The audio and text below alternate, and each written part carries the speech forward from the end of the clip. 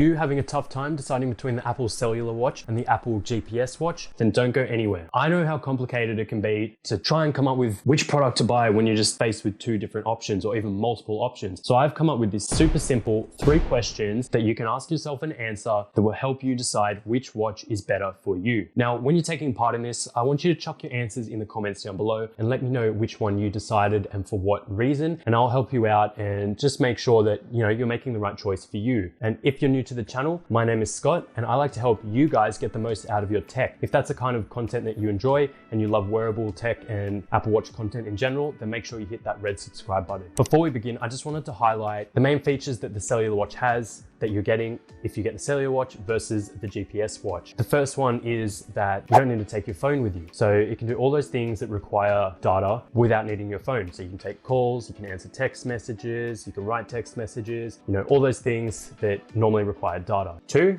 you can stream with Apple Music. Now I say Apple Music because you can't use Spotify or any other service. They're not supported. Only Apple Music streaming without your phone is supported. But if you're an Apple Music user, you can stream Apple Music directly from your watch without needing your phone. And if you're looking at the latest model, the Series 5, you do have the option for stainless steel, which is something that isn't available with the GPS model and something that's not available on the Series 3 either. So obviously there's plenty of other features that are available as well that are only available on Cellular versus GPS. But I just wanted to highlight what I would say is the 3 main ones just to help you make your decision a little bit easier. Now, the first question to ask yourself is, will I be able to go out without taking my phone with me? Or am I more likely to go out without taking my phone with me if I do get the Cellular watch? The reason I ask this is because if you want to go out for a run, for example, without taking your phone, maybe you want to listen to music, but you just don't want to carry your phone with you while you're running. Or maybe you want to go to the supermarket, but you don't want to take your phone with you because it's just a quick trip, or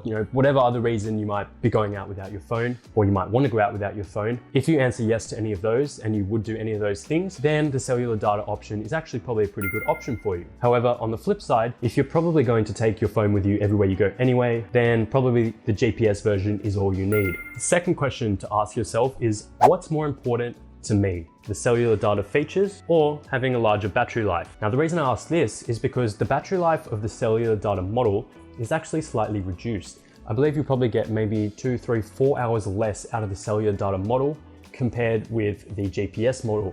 And that's because all those cellular data communications that are happening are essentially just, more traffic going through your watch, and therefore it burns up battery faster. It's a similar reason why if you turn your phone on airplane mode or your watch on airplane mode, then it just doesn't lose battery as fast as when that's turned on. And especially if you have a weak signal and it's always trying to hit that cellular tower, it could just waste a ton of battery. So that's why it's advertised that the GPS model has more battery life than the Cellular model. And the third and final question you want to ask yourself is the price worth it?